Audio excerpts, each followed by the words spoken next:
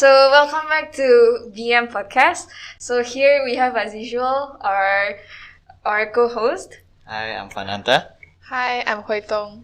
And we have our special guest here today. Would you like to introduce yourself? Hello, I'm Dinesh. Actually, I'm from School of Pharmacy. I teach generally pharmacology-based subjects. Nice meeting you all. Right. I heard you're more specialized in drug abuse. And may I know the histories that ever happened, or one of the famous drug experiment that went wrong? Well, if I can recall correctly, one of the biggest drugs which has gone wrong was the thalidomide, and this is called as the thalidomide tragedy. Now, thalidomide is actually a drug which was prescribed for pregnant women. Okay, so pregnant women who were going through nausea and vomiting. So it is kind of like a supplement kind of drug which was prescribed to pregnant women. And but what happened eventually was people did not know at that time the harmful effects of thalidomide. It was actually a very terrible mistake from the pharmaceutical industries that this thalidomide eventually created a mass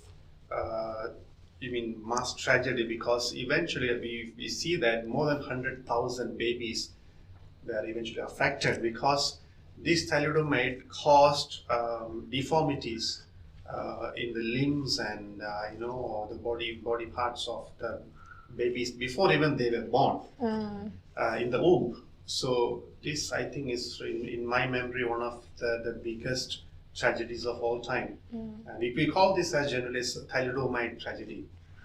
It happened during 1950s and early 1960s. Eventually, in 1961, the drug was banned or withdrawn from the market after realizing that it had created so much of problem with kids and even the mothers as well. So now it happens more rarely right now that people are more aware about it, is it? Yeah. Yes. Alright. May I know what causes a failure during the clinical trial of the drug? Well, there are many factors. There are several factors that affect. One of the horrifying truth about drug companies is that they spend millions of dollars for the research, especially in medicines, or to develop a drug. And usually, a drug doesn't is not really produced overnight. It has to go through several layers of approval, and not only that. It has to go through clinical trials. So there are 4 phases: phase 1, phase 2, phase 3, and phase 4. And even after phase 4, when the drug is introduced into the general public, even then all these adverse reactions are all monitored. So the big major pharmaceutical companies, they only can get back the money which they have pumped in the research of this particular specific drug only after a few years of the drug being introduced into the market. So that, having said that, that's the major issue. So if, say, for example, if a drug has crossed, say, phase 1, phase 2, phase 3, and at phase 4, if they find out that there is some issue with the drug, there are chances that the pharmaceutical company may try to hide that. The reason being because the amount of money they have pumped into the project, so they don't want to go it as a waste. So they will try their best to kind of try to cover up and then try to go ahead with the drug and to market it so as to get the money what they have spent on the specific drug. So there are several examples I can quote where drugs have come to the market, but eventually the FDA had to ban it or say withdraw from the market. Like, say, for example, we have several anti-diabetic medications which eventually came out of market because of the harmful effects the drug processed. Okay, so there are many examples I can quote in that way. But this can happen actually. If the drugs exhibit like adverse effects, are they given chances to like maybe adjust the drug or um, renew the drug sort of so that they can continue the clinical trials? Because I feel like even if there's adverse effect, there is an advantage if the drugs develop instead of stopping the whole project. If you look from the perspective of a physician, they go with risk to benefit ratio. So we know several drugs, for example, even prednisolone. Prednisolone is a steroidal drug, and generally it is used for severe inflammation. But if you look at the mechanism of action of prednisolone, it's actually harmful drug. It's very harmful because it actually causes imbalance in your immunity. So your immune system will be affected. I mean, if you continuously take that drug. But the benefit is that it can bring down the inflammation right very quickly. So doctors usually look at the risk to the benefit ratio. If they find that, okay, it has some kind of risk, at the same time, the benefit is more than that of the risk, then they go ahead with prescribing the medication. So the example is prednisolone. Is generally prednisolone is even given to small kids. I mean, because it brings down inflammation. It's a very potent anti-inflammatory drug. So in a similar way, if a drug at the research stage is found to be it has some adverse reactions, generally the monitoring body, which is FDA, what they do is that they immediately withdraw the drug. Withdraw the drug meaning that it is not safe for consumption. Okay. Now they do withdraw the drug when they realize that the risk overshoots the benefits. Then they have to withdraw the drug. So that's what usually happens. But I am not sure if there are any drugs once it is out of the market. They do continuously further research and again they introduce. I'm pretty not sure about if there are any drugs in that way. How common does this happen, doctor? Like when there is like some that like I can say like harmful risk of the drug that already like is used in the public. Yeah. Can happen very often. Because the whole issue is that you see when the drug is under research or clinical trials, phase 1, phase 2, phase 3, phase 4, everything is perfect. I mean, everything looks fine in paper, and the findings of the clinical research says that the drug is safe. Okay, but the real problem comes when the drug is introduced into the market. So because clinical trials are usually conducted with limited number of participants, okay? Not necessarily like 10,000 people, because the number of participants or subjects are limited. So we can't get a full picture of the harmful effects of that particular substance. So the real picture comes only when the drug is introduced in the market. Because when you introduce in the market, this is general population. You have millions and millions of people. So when the drug is introduced there, then they will come, or some of them will pick up some kind of reaction, because our bodies all are different. Yeah. So each of our bodies react in a different way, So compared to others, so that's why. So generally, we can find this kind of adverse reactions or say side effects very frequently. So that's the reason why we have today, people, all these big hospitals, they ask the patients to report back if they find any harmful events, adverse events. So there's also a kind of a form they sometimes apply, or even we can do it online as well. For example, if you see the FDA website, if you go there, we have the provision to key in if we see any harmful effects for already established drugs. Even for drugs like Panadol, paracetamol, we think it's very safe. But there might be sometimes a specific individual who might not be compatible with even paracetamol, because our bodies are not the same. So it reacts in various ways. So if you ask me, how often can we see incidents on a daily basis? I can say on a daily basis we can find incidences happening, but not to say catastrophic events like. So if we are talking about that, then yes, it does happen, but maybe on a lesser frequency. Yeah, but on regular basis we can find people going through this adverse drug reactions. It's quite common actually. I'm curious, right? For example, if a person he get like a very severe effect during the clinical trial, like what normally they would do, for example, to the person or to their family members. Previously, there were no proper regulations, especially if we are conducting a clinical trial on a certain subject. Previously, there have been whatever happens to the subject has happened. I mean, there's no turning back. But now, because of all these incidences and all these reactions, what's happening now, there are regulatory bodies, who actually takes very much into the picture, especially patient safety.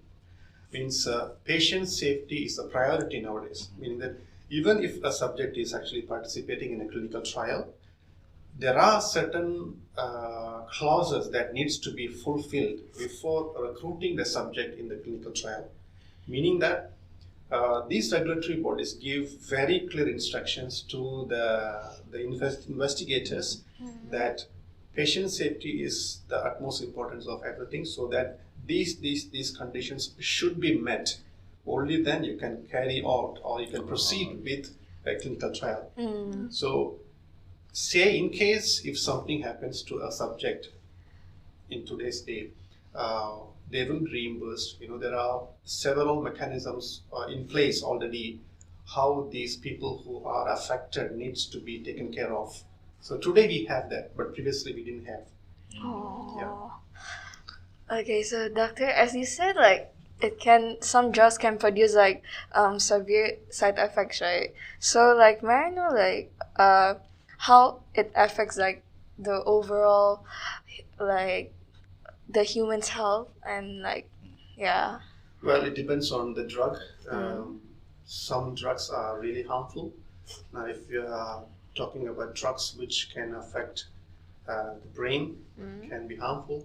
But many times we see that these side effects, when we commonly use the word side effect or adverse reaction, is usually nausea, vomiting, quite moderate, simple to moderate symptoms. But there are side effects which are very harmful, meaning that it can be fatal as well. We call sometimes this as anaphylaxis reaction. So they can be fatal, and it can be fatal. Yes. Okay, so is there any like famous or powerful people that are affected from the consumption of the drugs? Yeah. We do have many people who are. One typical example would be Whitney Houston. Whitney Houston, she's normal. She used to be one of the popular singers actually. So she was very popular, but she actually died because of drug overdose, because she consumed a specific drug more than a limit. Okay, so also it can be classified as an adverse drug reaction, but it's fatal. And another popular example would be Michael Jackson. Michael Jackson died because of drug overdose, because the doctor who treated upon Michael Jackson, eventually he confessed that, and he actually administered the drug which was on a higher dose. Yes. So there are many actually. So most of these drugs, they were prescribed by the doctor, or were they like recreational? There are two. There are both ways. I mean, recreational drugs are not prescribed. Yeah. So they are kind of bought over or they are procured by the subject itself. But on the other hand, prescription drugs are generally prescribed by the physicians. But having said that, both these classes of drugs, they have their own adverse reactions or side effects. Okay, yeah. Actually, I'm curious, right? Really talking about the Michael Jackson's case just now, about the doctor like overdosing him, right? Does like the people at the hospital or pharmacy check like after the doctor gives like the dose, the list of those for like the specific drugs? Like, does the people check like is this if The pharmacist. Yeah. They double check the dosage of the if it's safe administered or- drug. In Michael Jackson's case, it was quite unique because Michael Jackson had hired a personal doctor. Oh. So this doctor was actually staying with Michael Jackson. So he was in total control of that scenario at that time. So we need to find out if there were any others who were there during that time. But as far as I know, it was his own personal physician who was staying with Michael Jackson. And as a normal procedure, he actually administered the dose, and unfortunately, it had become an overdose. Oh. Yeah. But Because otherwise, generally, you will have people who to monitor. Saying if it's a regular hospital scenario, generally there will be people who will monitor continuously, especially if the patient is in ICU. They have all mechanisms to monitor whether the heart rate increases or if anything goes wrong. Immediately there will be someone to come and attend over. Yeah, the problem comes when there is no one to attend. I see. The accidents happen at that time. Yeah, so generally, yeah. So it's all actually there is risk in everything. Yeah. Can I ask, like, for the dosage causing the drug overdose, like, for everyone, is it the same dosage? For example, like mine's 30, 50, like that. Is it the same for everyone? Generally, after the research has been done, they will fix a dosage which is called as the toxic dose. Oh. So that toxic dose is generally quite. I mean, it would be the same for everyone, unless if it's an infant, that will be different dose. If it's adult, different dose, and it's again based on, if you see accurately, it's based on the body weight. Yeah. So generally, we have doses like we call it as pediatric dose for young children, and then adult dose. Yeah, that's the one.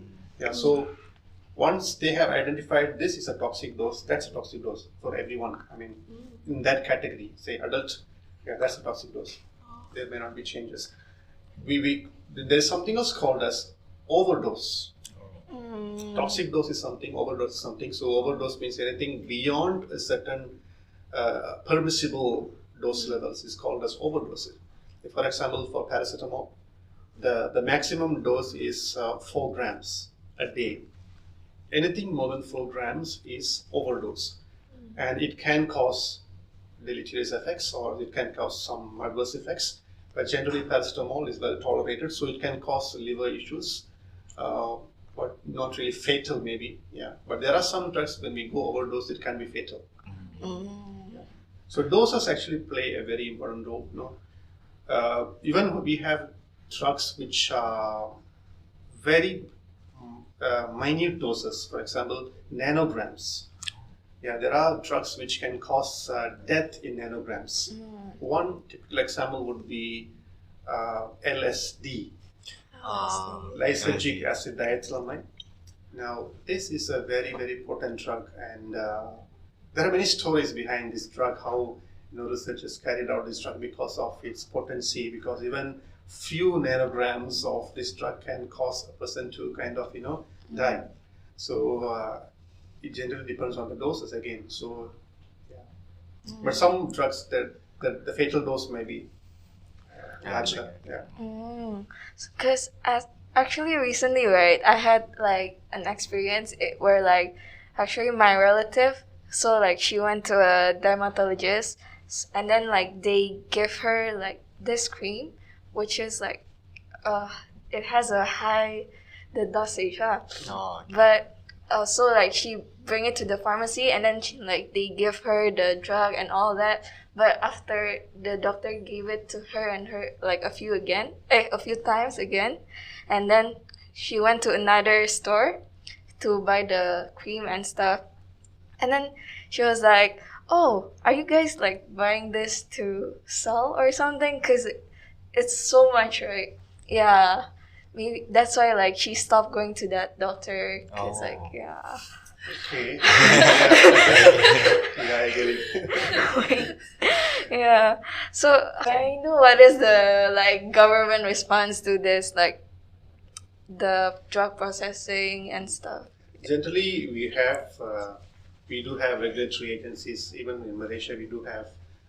So we call them as drug controllers. Okay, so the drug controllers ensure that they know all these mechanisms within a country, they run smoothly. Okay, so and if you look into Malaysia, we do have many databases like poison database or this drug adverse reaction database. So these are governed by these people. So when there is an event, say, okay, this particular drug is causing this kind of effects, then immediately these agencies will come into the picture. They will try to find out if that's a real case. If that's a real case, then they will immediately act on it because people's lives are involved here. So government actually monitors, especially the health ministry. They monitor and they have their own regulations. Even for marketing a drug in, say, for example, Malaysia, it needs to go through a specific procedure, to market. And for marketing, then again, there are specific forms to be filled where the investigator need to provide evidence of the safety during consumption. So yes, the government does its part, in terms of how to manage and regulate the use of drugs in a specific country. Yeah, but the one thing which is not under their control is like illicit drug use, meaning that people using drugs for pleasure. So I mean, these are done underground. So but there are laws to punish them. But to monitor these activities is a challenge.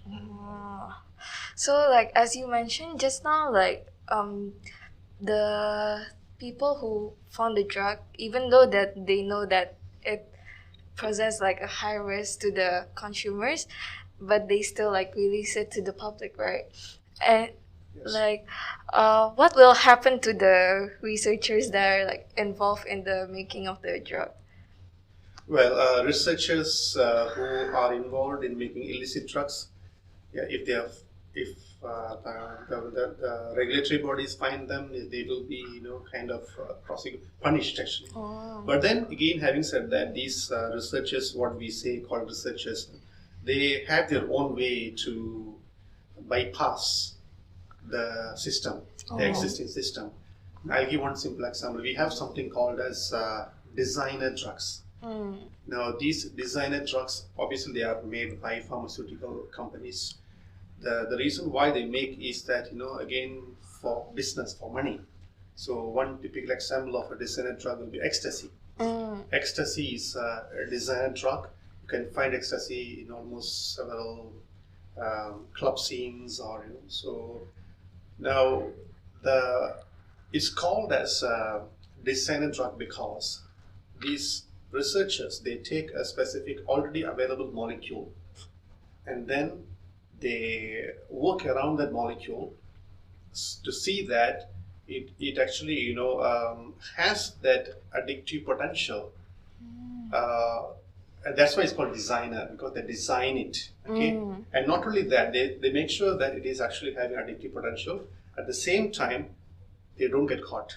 Why? Because if, say, for example, if there is a researcher who is actually making this what do you call drugs or say anything, if say the government comes to arrest that person, the government needs to prove that the drug what that person is holding matches with a drug in the drug library, which the government has. Now, paracetamol has a very specific, unique structure. That's fine, okay? So, if the authorities come and check the paracetamol, they can immediately find out, yes, this is paracetamol, because it matches with the one which in their database. Now, if you have another drug like this ecstasy, it does not have a specific structure which can match with their database. So what these people, the researchers do is that, they actually take any known molecule, they modify it. They modify it so it doesn't fit into any of the structures which are there in the database. Secondly, it still has that addictive potential. So the government can come and arrest only if this addictive drug complies with any of the known addictive drugs in their database. I see. That's why it's called designer drug. So they design it accordingly so that it bypasses all the rules what we have. The same time it has the addictive potential. Okay. So I think we've come out to the last question. Maybe you can give the examples of the designer drugs or any drugs that have severe side effects. Yeah. Yeah, there are plenty of drugs, especially if you see in Malaysia, drugs such like ecstasy or even for that reason, I'm sure you know about morphine, right? Morphine. Morphine is a very potent analgesic or painkiller. Usually doctors use this after surgery. But morphine can be a potent addictive agent. The reason is because morphine has this euphoric effect.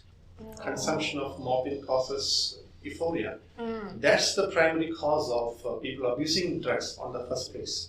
So just like morphine, we have barbiturates, we have benzodiazepines. Now these are drugs which has this abusive potential because it can cause euphoria. So when people know that this particular drug can cause euphoria, people can go back to that just for euphoria, not for the medical purpose.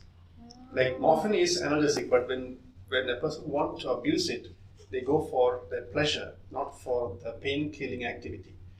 So there are many drugs which are there in the market. So, but having said that, most of these drugs are actually controlled, meaning that a general public really don't have access to these medications unless through any black market or anything. Yeah. So, but apart from that, they are well controlled. All these medications. Another one, very good example is we call weed.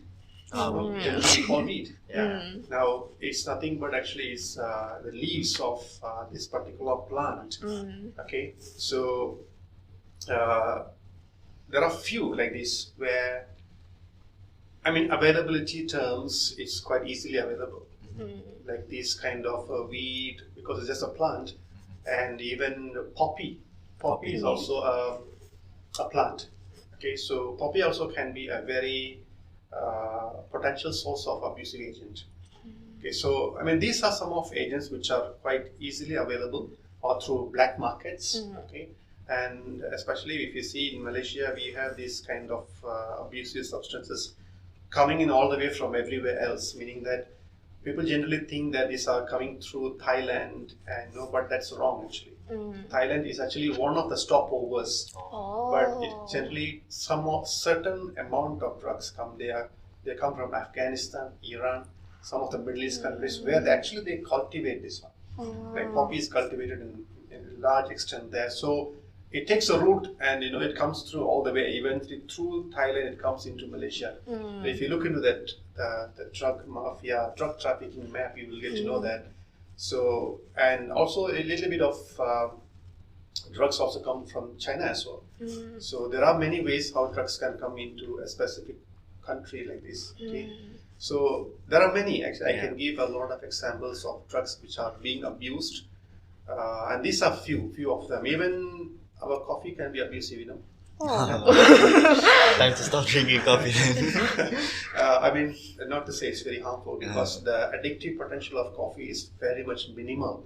But coffee too does have that euphoric effect. When we feel the refreshing effect. Okay, so that's why we drink coffee. So it's not that harmful yet. Yeah, but in terms of these abusive drugs, coffee also is there. but its abusive potential is very minimal. So we consume coffee, so it's okay. Yeah. So we have drugs like morphine. Then in that morphine category, when this morphine actually comes from a category called as opioids. Opioid. Under opioids, there are many drugs which has this abusive potential, like pethidine, morphine. In that family alone, there are many drugs generally which has, because generally that opioid family is a sedative family. So almost all the drugs in that family can cause this sedative effect. Sedative meaning that it kind of makes the person to kind of go to sleep along with the euphoria. Yeah. So there are many drugs in there. Yeah. Oh. I'm curious what makes drugs so addictive, because from stories I heard, those who abuse drug, their problem is quitting drugs, and it's hard for them to actually try to change their lifestyle. Well, what makes drugs so addictive in particular? Okay, that's a very good question. Actually, by the way, addicts are addicts not by choice. They are addicts because by force. Because if we know the mechanism of how these drugs act, once a person is addicted to a substance, it's literally impossible. I mean, literally impossible to come out of that drug, because when the drug is consumed, the body gets used to the drug. Okay, so we call this as tolerance. So our body gets tolerated to this particular drug, and suddenly one fine day, if the person decides to take this drug off the circulation, the body reacts, and we call this as withdrawal symptoms. So withdrawal symptoms can be as minor as some shivering, or as fatal as can kill the person. Withdrawal symptoms. So in fear of these withdrawal symptoms, the person has to go back to the drug again and again. That's the reason why I tell that an addict is an addict not by choice. So he or she will know at the back of her mind that, okay, I cannot stop this, because if I stop, I will get these withdrawal symptoms, and it's literally impossible for me to stop consuming this addictive substance. The only way how we can bring out a person of the addiction cycle is that to work closely with a physician or someone, and to what we do generally is that we have something called as a substitution therapy.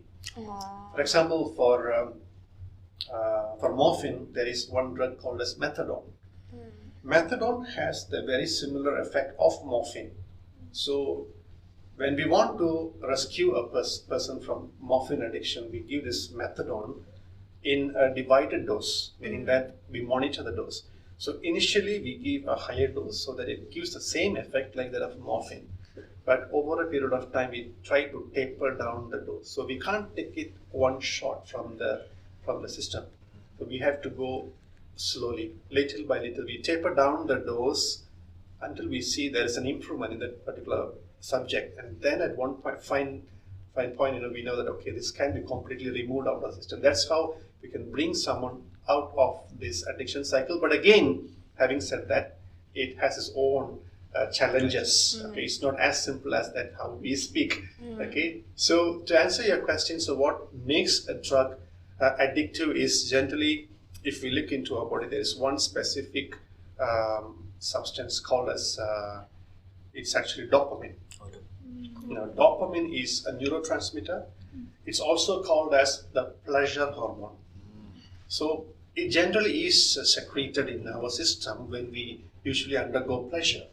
So it's normal actually. Dopamine is a normal thing. But these drugs, what they do is they manipulate our brain, and they force the brain to secrete more of dopamine. So when a person consumes weed, or say this morphine or this abusive drug, it enters the circulation, and then it modifies or manipulates the brain to secrete dopamine. That's why they get that euphoric effect. So that's the reason why the person goes back again back to the same drug. Now again, some of the simple examples. Alcohol works the same way. Alcohol, smoking, nicotine works the same way. They all get inside the brain. They manipulate the brain to secrete more of dopamine. So when the brain secretes more of dopamine, the person will feel that euphoric effect. So when the euphoric effect fades away, then the person thinks I need more. Oh. That's when he goes again back to the same drug. Mm. Yeah, we call that dependence. So once dependence crosses beyond a certain limit, that becomes addiction. I think of one example is like I have heard that there's a therapy in the government clinic where they give the cough medicine in liquid form to the patient who is having drug abuse, right? Okay, Is that like part of rehabilitation? is it Yeah, part of yeah. rehabilitation? Yeah. Okay, Ah. so maybe I think it's also a substitution therapy. Oh. Yeah, because I mean, by far, substitution therapy is only the one which is quite Effective. effective in bringing out people from this kind of addictive natures and behavior. Alright, so I think we've come to an end of our podcast. So thank you, Dr. Dinesh, for coming to our show today. And don't forget to follow our Instagram account, the ISBSIM_IMU, and subscribe to our YouTube and Spotify channel. So again, thank you for watching, guys. Thank you, everyone. Thanks so much. Thank you so much. Bye-bye. Bye. Take care.